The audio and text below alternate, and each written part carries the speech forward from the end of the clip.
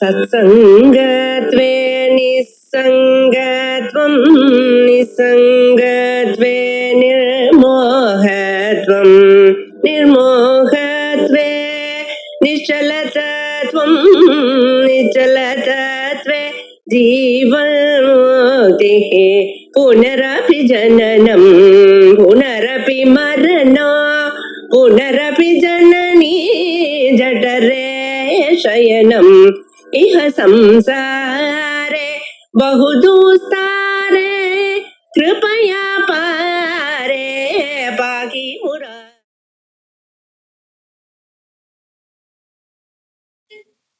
ओम श्री गुरुभ्यो नमः। हरि ओम सदाशिवसमारम्भां शंकराचार्य मध्यमाम् अस्मदाचार्यपर्यन्तां वन्दे गुरुपरम्परां। श्रुतिस्मृतिपुराणानामालयं करुणालयं नमामि भगवत्पादशङ्करं लोकशङ्करं। शङ्करं शङ्कराचार्यं केशवं बादरायणं सूत्रभाष्यकृतौ वन्दे भगवन्तौ पुनः पुनः। ईश्वरो गुरुरात्मेति मूर्तिभेदविभागिने व्योमवद्व्याप्तदेहाय दक्षिणामूर्तये नमः।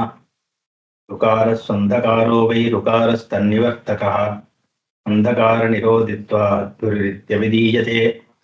ॐ सहना भवतु सहनौ भुनक्तु सह वीर्यङ्करवावहै तेजस्विनावधीतमस्तु मा विद्विषावहै। ओम शांति शांति शांति। सर्पादौ रज्जुसत्य इव ब्रह्मसत्ता एव केवलं प्रपञ्चाधाररूपेण वर्तते तज्जगन्न हि।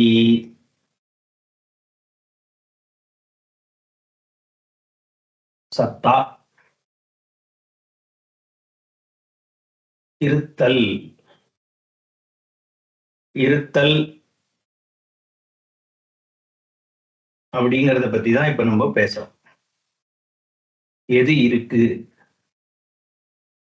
அத சமஸ்கிருதத்துல வஸ்துன்னு சொல்றது. எது உண்மையாக இருக்கு அதுதான் சத்தியம் அப்படின்னு சொல்றது. எதிரூபேன என் நிச்சிதம் தத்ரூபம் நவ்யபிச்சரத்து தத் சத்தியம். இன்னதுன்னு நிர்ணயம் பண்ணதுக்கு அப்புறம் அந்த தன்மை மாறாம இருக்கும்னா அது சத்தியம். பொருள்கள் எடுத்துட்டோம்னா பொருள்கள் மாறாம இருக்கா? இது நாற்காலின்னு சொல்றேன், சேர். ஓஹோ நாற்காலியா? எது நாற்காலி? இந்த 4 கால் இருக்கே அது நாற்காலியா? பலகா மாதிரி ஒண்ணு உட்கார்றதுக்கு இருக்கே அது நாற்காலியா?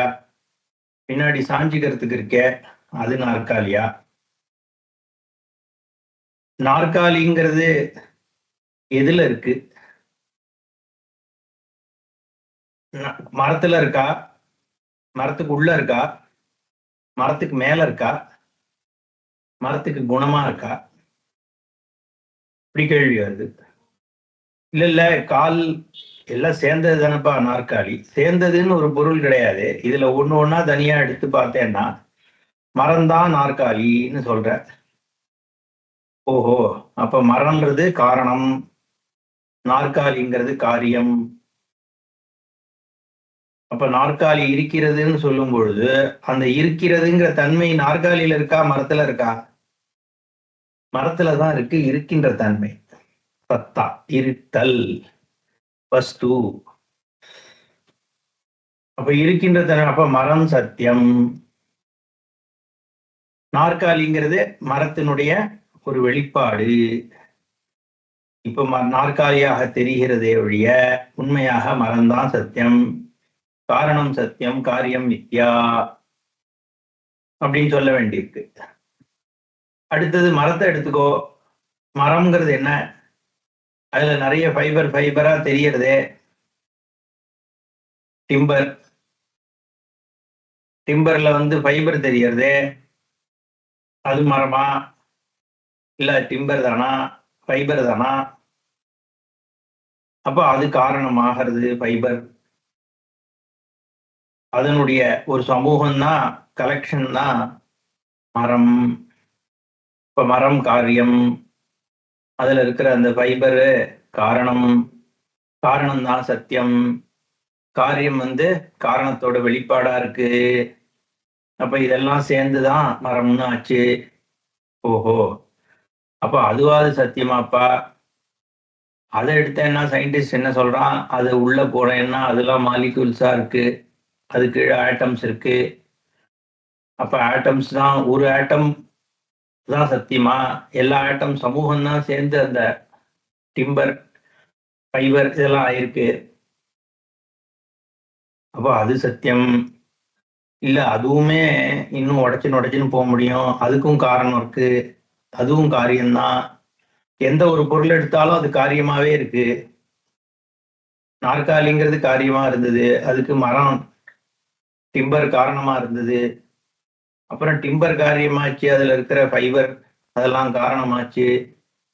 அப்புறம் அதை எடுத்தேன்னா அது காரியமா இருக்கு, அதுல இருக்கிற மாலிக்யூல்ஸ் காரணமாச்சு. அப்புறம் மாலிக்யூல்ஸ் காரியமாகி அதுக்கு ஆட்டம்ஸ் காரணமாச்சு. அப்புறம் ஆட்டம்ஸ் காரியமாகி அதுல இருக்கிற எனர்ஜி காரணமாகிறது. எனர்ஜி தான் அப்ப எல்லாத்துக்கும் சத்தியமானா, அதுலயும் திருப்பியும் உள்ள போனேன்னா அஸ்தித்வம் எங்க இருக்குன்னு, இந்த நாமரூபங்கள் எல்லாமே. அதனாலதான் உலகத்தை மாயேன்னு சொல்றோம். எதை போய் நீ தேடினாலும் அது இன்னொரு இதுக்கு போயிடுது. அதுக்குன்னு ஒரு தன்மையே இல்லாம இருக்கு. எந்த ஒரு பொருள் எடுத்தனாலும் ஒரு கேள்வி அதிகமா கேட்டா அதுக்கு பதில் இல்லை. இது என்னப்பா பூ? ரோஜா பூ. இது ஏன் இந்த கலர்ல இருக்கு? உடனே அதுக்கு ஒரு கெமிக்கல் பேர் சொல்றோம். இது இருக்கிறதுனால இந்த பூ இந்த கலர்ல இருக்கு. அப்ப அந்த பூல மட்டும் ஏன் அந்த கெமிக்கல் இருக்கு அப்படின்னா அதுக்கு பதில் தெரியாது. ஏன் இந்த பூல அந்த கெமிக்கல் இல்லை நமக்கு தெரியாது. இங்க ஏன்டா மழை பெய்யறது? ஏன்னா இங்க மேகங்கள், இங்க டிப்ரெஷன் ஃபார்ம் ஆகி அப்பப்போ கரெக்டா மேகம் வந்துடுறது. அங்க ஏன் பெய்யல? அங்க டிப்ரெஷனே ஃபார்ம் ஆகி மேகம் வரமாட்டேன்றது. இங்க ஏன் டிப்ரெஷன் ஃபார்ம் ஆகுது? அங்கேயே ஃபார்ம் ஆகல. அது பூமியினுடைய அமைப்பு இப்படி இருக்கு, அங்க அப்படி இருக்கு. அட்மாஸ்பியரினுடைய அமைப்பு அது ஏன் இங்க இப்படி இருக்கு, அங்க அப்படி இருக்கு. பதில் தெரியாது நமக்கு. 4 கேள்விக்கு பதில் தெரியும், 5வது கேள்விக்கு போனோம்னா பதில் தெரியாது. எல்லாமே வேற ஒண்ணா வேற ஒண்ணா வேற ஒண்ணா போயிட்டு இருக்கு. தெரிஞ்ச வரைக்கும் நம்ம சொல்றோம் இதுதான் அப்படின்னு சொல்றோம், ஆட்டம் தான் காரணம்ன்றோம். கொஞ்ச நாள் கழிச்சு இல்ல அதுக்கு எனர்ஜி காரணம். அப்புறம் டைம் ஸ்பேஸ் அப்சல்யூட்டுங்கிறான். ஸ்பேஸ்ன்னு பார்த்தோம்னா அது எத்தனையோ கோடானு கோடி 1 ஃபாலோட் பை 27 zeros வரைக்கும் நோன் உலகமே இருக்கு, யூனிவர்ஸே இருக்குங்கிறான். அத்தனை லைட் இயர்ஸ்க்கு இல்ல கிலோமீட்டர்ஸ்க்கு. என்ன இதுல அன்னோன் யூனிவர்ஸ் அத மாதிரி பல மடங்கு இருக்குங்கிறான். ஸோ ஸ்பேஸுங்கிறது அவ்வளோ பெருசு, லைக் அன்இமேஜினபிள் போறது. சரி, அப்போ அது எங்கேயாவது போய் முடியுதா? அப்பானா முடிஞ்சதுக்கு அப்புறம் என்ன இருக்கும்? அங்கேயும் ஸ்பேஸ் தானே இருக்கணும். அப்போ அதான் கான்ஸ்டன்ட்லி எக்ஸ்பேண்டிங்ட்டான். ஏன்னா இவன் பார்க்க அது போயிட்டே இருக்குன்னா எக்ஸ்பேண்டிங்னு சொல்லிட வேண்டியது. ஏன்னா ஸ்பேஸுங்கிற அந்த கான்செப்டே அதுக்கு முடிவு இல்லாம தான் போயா. எங்க ஆரம்பிச்சதுன்னு சொல்லுவ, எங்க முடியறதுன்னு சொல்லுவ ஸ்பேஸ. டைமும் அதே மாதிரிதான். டைம் இத்தனை மில்லியன் இயர்ஸ்க்கு முன்னாடி ஆரம்பிச்சதுன்னா ஆரம்பிக்கிறதுக்கு முன்னாடி என்ன மணியாச்சுன்னு கேட்போம் நம்ம. எல்லாம் என்னன்னா ஃபுல்லாவே அப்சல்யூட்ஸா இருக்கு. அப்ப சத்தா இதுல எது உண்மை? டைம்னு எடுத்துட்டோம்னா டைம்ல எது டைம்? ஸ்பேன் டைமா? ஸ்பேன் இது ஒரு வருஷம்ன்றோம். ஒரு வருஷம்னா 365 நாள் தான். அப்ப வருஷம்ன்றது காரியம், 365 நாள். அந்த நாளுங்கிறது காரணம் வருஷத்தை ஆக்குறதுக்கு. ஓ, அப்ப நாளுங்கிறது தான் எல்லாத்துக்கும் எல்லா டயத்துக்கும் காரணமானா இல்லப்பா, அதுவே காரியம்தான். அதுல 24 மணி நேரம் இருக்கு, அதுதான் சத்தியம், நாளினுடைய சத்தியம். அப்ப மணி நேரம்ங்கிறது தான் சத்தியமா? இல்ல, மணி நேரம்ங்கிறது நிமிஷங்கள்னால ஆனது. 60 நிமிஷம் இருக்கு, நிமிஷம் தான் சத்தியம். ஓ, அப்ப நிமிஷங்கிறது தான் சத்தியமா? இல்ல செகண்ட்ஸ் தான் சத்தியம். ஓ, செகண்ட்ஸா? இல்ல மைக்ரோ செகண்ட், நானோ செகண்ட், போயிட்டே இருக்கு. தெரிஞ்ச வரைக்கும் போக அதுவும் ஃபர்தர் டிவைட் ஆகதானே முடியும். நமக்கு எவ்வளவு டிவைட் பண்றதையோ அவ்வளவு டிவைட் ஆகுது. அது இன்ஃபைனைட்டா போயிட்டு இருக்கு உள்பக்கம். வெளிப்பக்கமும் டைம் பார்த்தோம்னா அது எங்க போய் முடியும்னு சொல்ல முடியாது. நாள் ஆச்சு, வருஷம் ஆச்சு, யுகங்கள் ஆச்சு, million years, billion years, time முடியுமா? முடிய போறது இல்லை. அப்ப சத்தா அதுல எங்க இருக்கு? பிரசன்ஸ்ல தான் சத்தா இருக்கு. ஏன்னா டைம்னு நீ சொல்ற எந்த ஸ்பேனா இருக்கட்டும், அது மைக்ரோவா இருக்கட்டும், நானோவா இருக்கட்டும், இல்ல டேஸா இருக்கட்டும், இயர்ஸா இருக்கட்டும், லைட் இயர்ஸா, இது லைட் இயர்ஸ் டிஸ்டன்ஸ், இது வேணா இருக்கட்டும். டைமினுடைய எந்த ஸ்கேல் எடுத்துட்டாலும் அது ஒரு ஸ்பேன். அந்த ஸ்பேனுங்கிறது பிரசன்ட் மேல இருக்கிற ஒரு சூப்பர் இம்போசிஷன் தானே. பழசு நடந்ததும் பிரசண்டா தான் நடந்தது, ஃபியூச்சர் நடக்க போறதும் பிரசண்டா தான் நடக்க போறது. அப்போ பாஸ்டினுடைய மெமரி பிரசன்ட்ல இருக்கு. அதை வச்சு நம்ம டைம்னு ஒன்று சொல்றோம். அப்போ டைமினுடைய சத்தியம் என்ன? பிரசன்ஸ் தான் சத்தியம், ஈஸ்னஸ் தான். அப்ப அஸ்தின்னு சொல்றது பொருளா இருந்தாலும் சரி, காலமாக இருந்தாலும் சரி, தேசமாக இருந்தாலும் சரி, பிரசன்ஸ்ல நின்னுடுது. அந்த பிரசன்ஸ் எங்கேருந்து கிடைக்கிறது? அந்த டயத்துக்கா இருக்கட்டும், ஸ்பேஸுக்கா இருக்கட்டும், ஆப்ஜெக்ட்ஸ்க்கா இருக்கட்டும், சுரூபத்துல இருந்தானே கிடைக்கிறது. என்னுடைய சொரூபம் பிரகாசிக்காம ஏதாவது ஒண்ணுக்கு இருத்தல் கிடைக்கிறதோ? அப்போ இருத்தல்ன்ற தன்மை ஒரு பொருளுக்கு எங்கேருந்து வருது? நம்ம சொரூபத்துலதான் அது சித்திகிறது. அதனால அஸ்தித்வம், சத்தா, இதுதான் பிரதானம். இது எந்த பொருள் எடுத்தாலும் இதை தவிர வேற சத்தியம் அதுக்கு இருக்குன்னு நீ சொல்லவே முடியாது. இப்ப நம்ம ஒரு சேர் எடுத்துனோம், நாற்காலிய, இல்ல ஒரு பானையை எடுத்துக்கோ. பானை களிமண்ல இருக்கா, களிமண்ணுக்கு மேல இருக்கா, களிமண்ணுகிட்ட இருந்து பிரிஞ்சு இருக்கா, இல்ல களிமண்ணுன்றதுனுடைய குணமாக பானை இருக்கா? களிமண்ணுடைய குணம் பானைன்னா அந்த குணத்தை களிமண்ணுக்கு என்ன சரி, இப்ப பானை விட்டுருவோம். நம்ம களிமண்ணுன்ற குணம் எதுல இருக்கு? களிமண்ணுன்ற குணம் களிமண்ணுல இருக்கா, களிமண் அல்லாத பொருள்ல இருக்கா? ஏற்கனவே அது களிமண்ணா இருந்து அதுக்கு மேல இது களிமண் குணம் இருந்ததுன்னா அப்ப அந்த களிமண்ணுக்கு களிமண்ணு தன்மை எங்கேருந்து வந்தது? அப்போ ஒரு குணம் இருந்திருக்கணும். இந்த குணகுணி சம்பந்தம்ங்கிறதே எஸ்டாப்ளிஷே பண்ண முடியாது. எது குணி எது குணம் அப்படிங்கிறதுக்குள்ள சம்பந்தம். இப்ப இந்த குணி குணமுடையதா குணம் இல்லாததா அப்படிங்கிற கேள்வி வர்றது. குணிக்கு குணமே இல்லைன்னா குணம் இல்லாத ஒண்ணுல எப்படி குணம் போய் உட்காரும்? இதுக்கும் அதுக்கும் என்ன சம்பந்தம்? சரி, அதுவும் ஏற்கனவே குணம் இருக்கு, குணிக்கு ஒரு குணம் இருக்கு அப்படின்னு சொன்னேன்னா அந்த குணம் எந்த குணியில இருக்கு? அந்த இன்னொரு ஒரு குணம் இருக்கிற குணியில இருக்குன்னா அது அப்படியே போயிட்டே இருக்குமே, எங்கேயும் போய் முடியாது. அதனால இந்த குணகுணி சம்பந்தமே எஸ்டாப்ளிஷ் பண்ண முடியாது. எந்த ஒரு பொருளுக்கும் இருக்கின்ற தன்மை சொத்தமா எஸ்டாப்ளிஷே பண்ண முடியாது. எந்த பொருளை உலகத்துல எடுத்துட்டாலும் அது வேற ஒண்ணுத்தினுடைய காரியமா தான் இருக்கும், எதை எடுத்துட்டாலும். அப்போ ஈஸ்னஸ் எங்கேருந்து வருது? அதுக்கு சத்தா எல்லாமே கலெக்டிவா தெரியாது, எதை தேடினாலும் அது இல்லைன்னு ஆயிடுது. இப்போ சத்தா மட்டும் சுரூபத்துல இருந்து மட்டும்தான் கிடைக்கிறது. நாம ரூபத்துக்கு மட்டும் கிடைக்கிற சத்தாவானது உன் சுரூபத்துல இருந்து கிடைக்கிறதுன்னு இங்க சொல்ற. சர்ப்பாதவு ரஜ்ஜு சத்தா இவ பிரம்ம சத்தா ஏவ கேவலம் பிரபஞ்ச ஆதார ரூபேண வர்த்ததே தத்து ந ஜகத்து. வேற உலகம் நீ சொல்றியே அதுக்கு ஒரு சத்தா கிடையாது. பாம்பு பாம்புங்கிறியே அதுக்கு தனியா சத்தா கிடையாது. கயத்துல இருந்துதான் அந்த சத்தா அதுக்கு கிடைக்கிறது. பாம்புங்கிற ஒரு நாம ரூபம் நீ பாக்குற, அத மாதிரி உலகம்ங்கிற நாம ரூபம், நான், இந்த தேகம், ஜீவன், ஈஸ்வரன் எல்லாமே சத்தாக்கு மேல சூப்பர் இம்போஸ்டா இருக்கு அப்படின்னு சொல்ற. 7வது ஸ்லோகம். யதா இக்ஷும் அபிசம்வியாப்ய சர்க்கரா வர்த்ததே ததா ஆச்சரிய பிரம்ம ரூபேண त्वं व्याप्तोऽसि जगत्त्रयम्. यथा शर्करा इक्षुम् अभिसंव्याप्य वर्तते. யதா எவ்வாறு சர்க்கரையானது, சர்க்கரா இக்ஷும், இக்ஷுனா கரும்பு, இக்ஷு தண்டம்னு சொல்றோமே, அம்பாள் காமாட்சிக்கு இக்ஷு தண்டம்.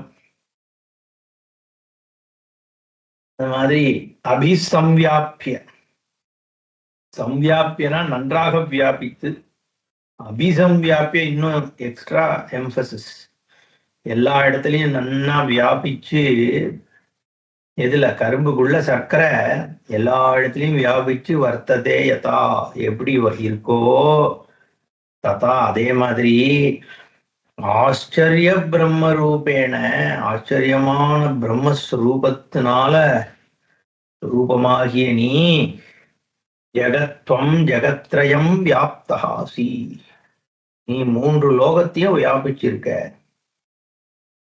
என்னையா அது? இந்த லோகமே எனக்கு தெரியல, அடுத்த தெருவுல எவன் இருக்கான்னு எனக்கு தெரியாது, எதிர்த்த வீட்டுல 3வது பிளாட்ல யார் இருக்கான்னு எனக்கு தெரியாது, அங்க என்ன நடக்கிறதுன்னு தெரியாது. 3 உலகம்னா அந்த மாதிரி 3 உலகம் இருக்கானே எனக்கு தெரியாது. நானாவது வியாபிக்கிறதாவது. அதுதான் சர்க்கராய்வன்னு சொல்றேன். சர்க்கரை கரும்பை வியாபிச்சிருக்கு. உன் கண்ணுக்கு சர்க்கரை தெரியுதோ? கரும்பு தான் தெரியுது. ஆனா அந்த கரும்பு முழுக்க என்னவால இருக்கு? சர்க்கரை ஸ்வீட், இனிப்புனால வியாபிச்சு தானே. எங்க கடிச்சாலும் சர்க்கரை கரும்பு இனிக்கிறதே. அப்போ கண்ணுக்கு தெரியாத இந்த சர்க்கரை இனிமை கரும்பு முழுக்க இருக்கு. தனியா இல்ல, ஃபுல்லா கோத்து இருக்கு, பிரிக்க முடியாத அளவுக்கு. விறகின் தீலன் பாலின் படு நெய்போல் மறைய நின்றுளான் மாமணி ஜோதியான்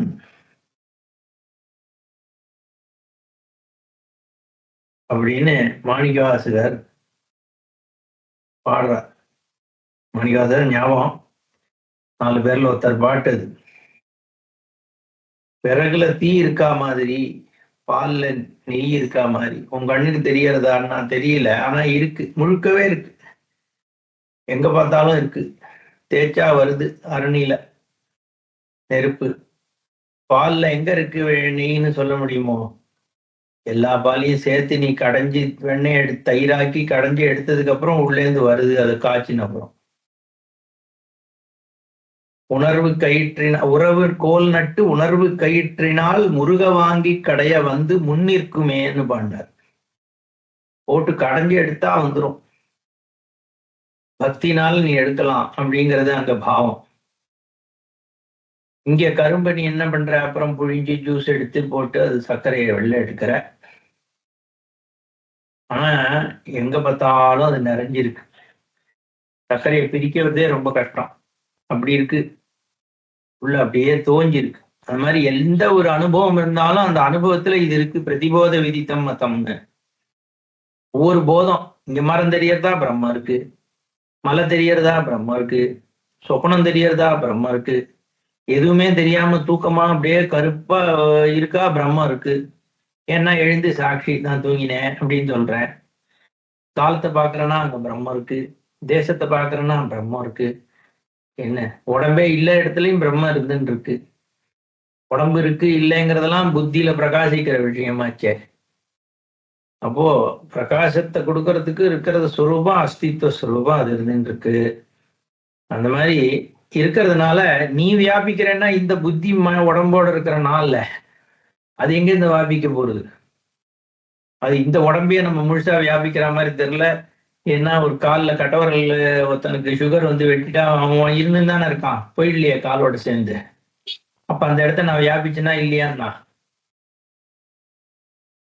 அதனால எங்க வியாபிக்கிறோம்? சொப்பனத்துல வேற உடம்ப வியாபிச்சிருக்கோம், இந்த உடம்புல இருக்கா மாதிரியே தெரியல. இந்த உடம்ப நான் வியாபிச்சிருக்கேன் எப்பவுமேன்னு சொன்னா இது கரும்பு வில்லுன்னு சர்க்கரை எடுக்கிற மாதிரி இதுல இருந்து எடுக்க முடியுமா? அதனால இந்த உடம்ப வியாபிக்கலப்பா. உடம்புல புத்தி இருக்கிற இடத்துலயும் இது பிரகாசிக்கிறது, அடுத்த உடம்புல இன்னொரு புத்தி இருந்தா அங்கேயும் பிரகாசிக்கிறது. இதே ஆத்மவஸ்து தான். கரண்ட் ஒயர்ல ஓடின்னு இருக்கு, எங்கெங்கெல்லாம் பிளக் பாயிண்ட் சுவிட்சு லைட்டு ஃபேன் இருக்கோ அங்க அது வந்து வெளிப்படுறது. உபலப்தி ஸ்தானம்னு சொல்றோம்.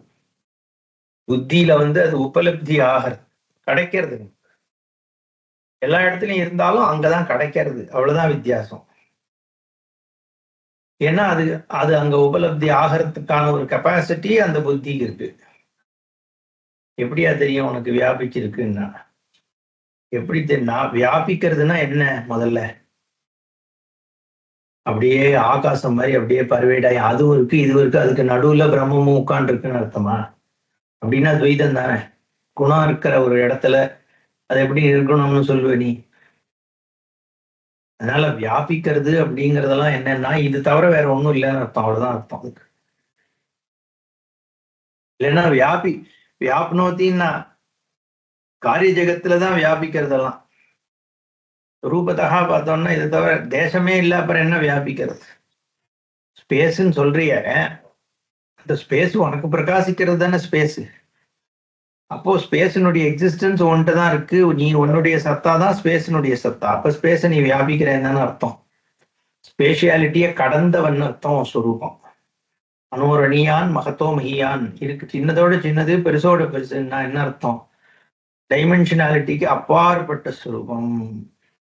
எதனால டைமென்ஷன் ஆறுதோ, எதனால காலம் ஆகிறதோ, எதனால வஸ்துக்கள் வஸ்துவாகிறதோ அந்த சத்ஸ்வரூபம் தான் உன் ஸ்வரூபம். அந்த உன்னுடையன்னு ஏன் சொல்ல வேண்டியிருக்குன்னா அது நான்ற இடத்துலதான் அது அவைலபிளா இருக்கு சைதன்யம். இதுங்கிற பொருள்கள் அது அவைலபிளே இல்லை. ஒரே வஸ்து தான் இருக்குன்னா அது நீங்கிற இடத்துல தானே இருந்தாகணும். அது எப்படி இதுங்கிற இடத்துல இருக்க முடியாது ஒரே வஸ்துங்கிறது. ரொம்ப சிம்பிள். ஏன்னா இதுங்கிற இடத்துல இருக்கிற ஒரே வஸ்து இருந்ததுன்னா அந்த இதுன்னு தெரிஞ்சுக்கிற வஸ்து அது அதோட வேறையாயிடும். இதுன்னு ஒரு வஸ்து இன்னொரு வஸ்துவை தெரிஞ்சதுன்னா மினிமம் 2 இருந்தா தானே முடியும். அது இப்போ அத்வய வஸ்து எப்பயாவது இதுன்னு இருக்க முடியுமா? எதெல்லாம் அதனால இதுன்னு தெரியறதோ அது நீ இல்லைன்னு சொல்லிடுது. நேத்தி நேத்தி நேத்தி நேத்தி அப்படி. அதனால நான்ற இடத்துல, அதனாலதான் நீ அதுல வியாபிச்சிருக்கன்னு இங்க ஸ்லோகத்துல சொல்றார். 8வது ஸ்லோகம். மருபூமௌ ஜலம் சர்வம் மருபூமாத்ரமேவ தத் ஜகத்ரயமிதம் சர்வம் சின்மாத்திரம் சுவிசாரதா.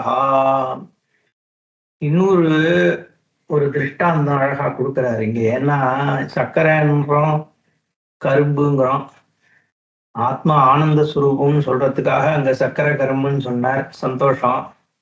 ஆனா ஒரு பிரச்சனை வந்துருது எல்லாருக்கும். கரும்புல இருந்து சர்க்கரையை தனியா பிரிச்சு எடுக்க முடியுமே? சர்க்கரைங்கிறது ஒரு தனி உண்மையாச்சே, சக்கைங்கிறது தனி உண்மையாச்சே. சக்கையும் சர்க்கரையும் இப்ப சேர்ந்து இருக்கு, புழிஞ்சு எடுத்துட்டோம்னா இது தனியா வந்துடும் அது தனியா வந்துடும், 2 சத்தியமா இருக்கு.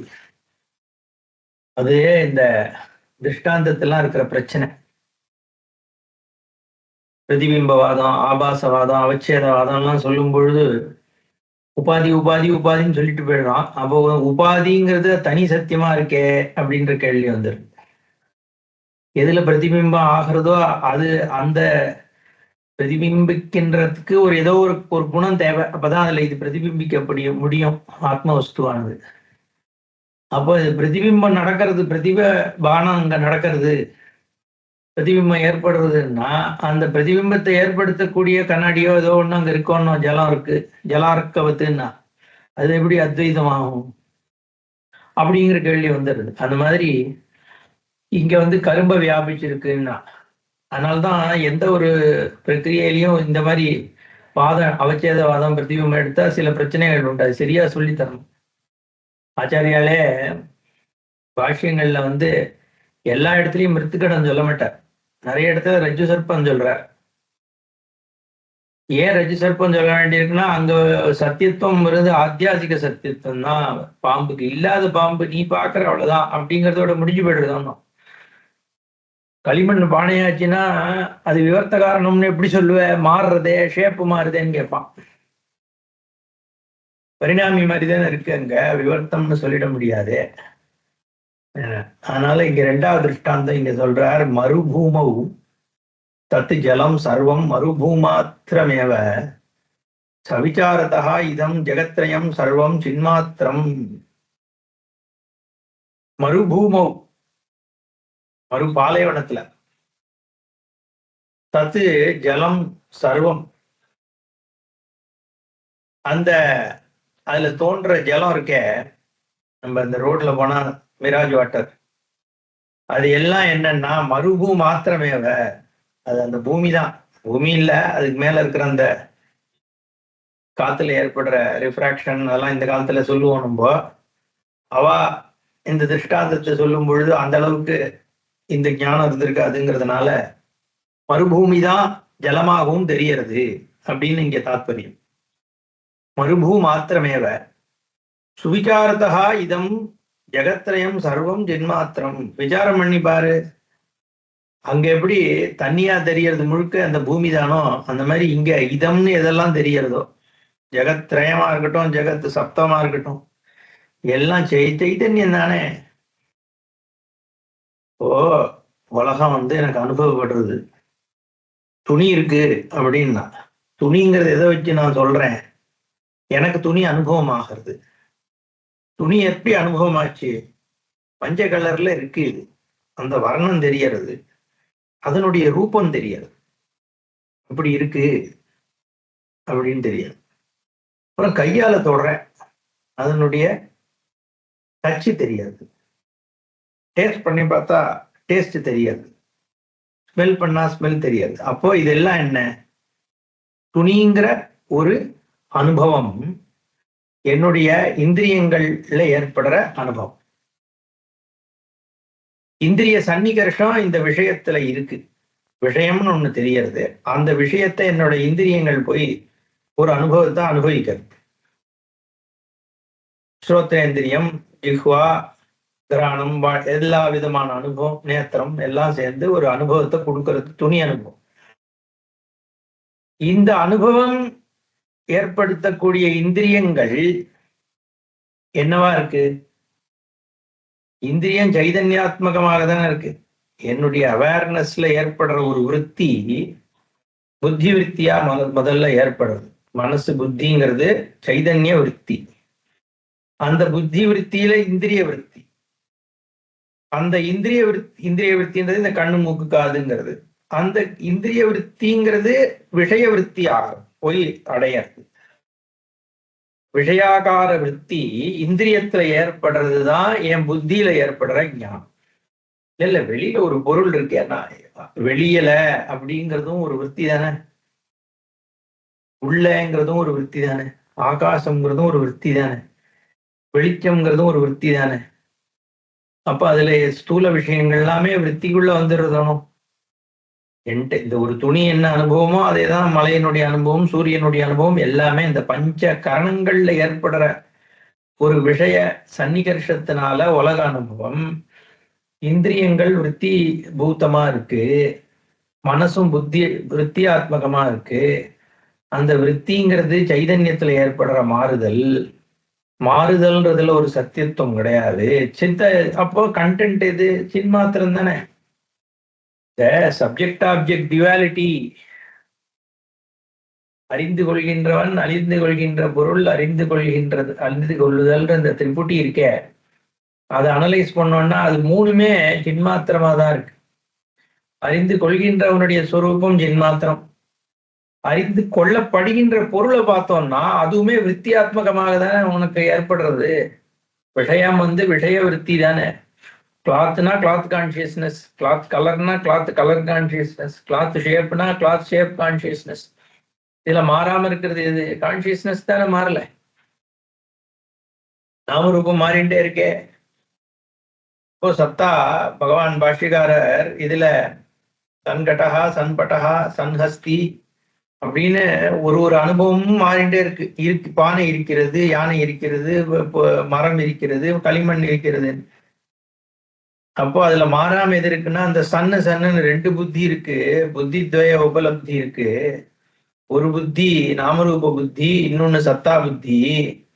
இதுல நாமரூப புத்தி மாறிட்டே இருக்கு, சத்தா ரூபமாக இருக்கக்கூடிய புத்தி மாறல. மாறாத இருக்கிறதான் சத்தியம்ட்டார். இல்ல ஒரு பானையில போயிட்டு அந்த சத்தியம் அதோடய போயிடுது, இன்னொரு பானையில சத்தியம் வருதே என்ன? போயிருக்கிறது நாமரூபம் தான், சத்தியம் மாறல. எதுவும் இல்லாத இடத்துல சூன்யம் இருக்குன்னா கூட சன் சூன்யம்னு சொல்லணும். அப்போ சத்தா பிரதி எப்பவுமே இருந்துட்டுதான் இருக்கு. இல்ல சொல்றேன், நான் இல்லாம போயிட்டேன்னா சத்தா இருக்குமான்னா சத்தா பாட்டு இருந்துட்டு இருக்கோம். இந்த ரூபத்துல ஒருத்தர் அதை சொல்லல, அவ்வளவுதான். அதனால இந்த விசாரிச்சு பார்த்தோம்னா சின்மாத்திர சைதன்யம் மட்டும்தான் 3 உலகமாக தெரியறது. ஏன்னா எந்த பொருளை பார்த்தாலும் அங்க சத்தாவாக தான் இருக்கு. அப்போ காணல் நீர் மாதிரி தான்ட்டார் தெரியறது, பரிணாமி கிடையாது. அப்போ விவர்த்தமா இதுதான் இருக்கு, நீ பாக்குற அதுல தண்ணி, அவ்வளவுதான். துவைத்தியாப்பா அது தண்ணி மாதிரி தெரியறதுனால தானே தண்ணியை பாக்குறேன், இல்லைன்னா மலையை தானே பார்ப்பேன் எங்கன்ற, அதெல்லாம் ரைட்டு தான்ப்பா. சத்தியம் எது, அவ்வளவுதான் கேள்வி. 9வது ஸ்லோகம். பிரம்மாதி ஸ்தம்பவர்யந்தா பிராணினஸ்துயி கல்பிதாக உத்புதாதி தரங்காந்தா விகாரா சாகரே யதா. இங்க 3வது ஒரு உதாரணம் கொடுக்கிறார். பிரம்மாதி ஸ்தம்பவர்யந்தாக, பிரம்மன்ல இருந்து ஆரம்பிச்சு ஸ்தம்பம்ன்ற அந்த சின்ன பூச்சி வரைக்கும் இருக்கக்கூடிய அத்தனை பிராணிகள் தொய் கல்பிதாக உங்ககிட்ட தான் கல்பிக்கப்படுறது. சாகரே உத்புதாதி தரங்காந்தாக சமுத்திரத்துல நீர் குமிழி அலையெல்லாம் போல விகாராக யதா விகாரங்கள் எப்படியோ அப்படிதான். எனக்கு இது 3வது எக்ஸாம்பிள்.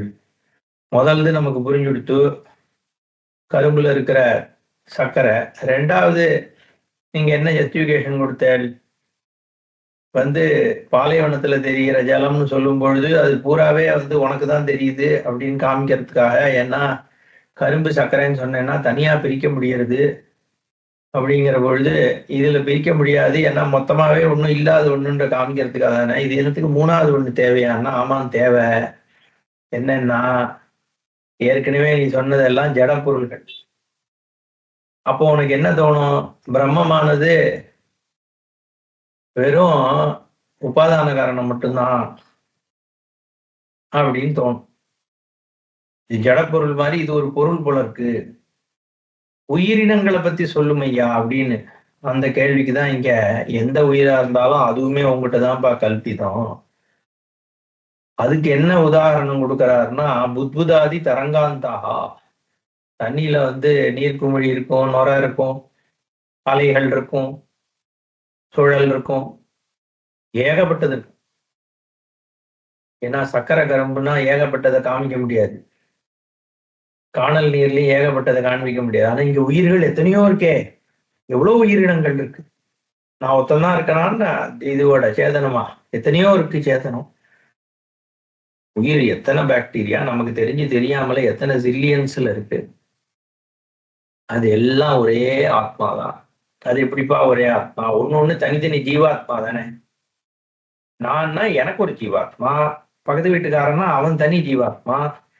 அப்ப எல்லாம் ஒண்ணுன்னா அது எப்படி அவனும் நானும் எப்படி ஒண்ணாவன் என்ற கேள்வி வருதோன்னா, அதுக்கு நம்ம அடுத்த கிளாஸ்ல பதில் பார்ப்போம். ஓம் பூர்ணமத பூர்ணமிதம் பூர்ணாத் பூர்ணமுதச்யதே பூர்ணஸ்ய பூர்ணமாதாய பூர்ணமேவாவசிஷ்யதே. ஓம் சாந்தி சாந்தி சாந்தி. ஹரி ஓம் ஸ்ரீ குருभ्यो நமः. ஹரி ஓம்.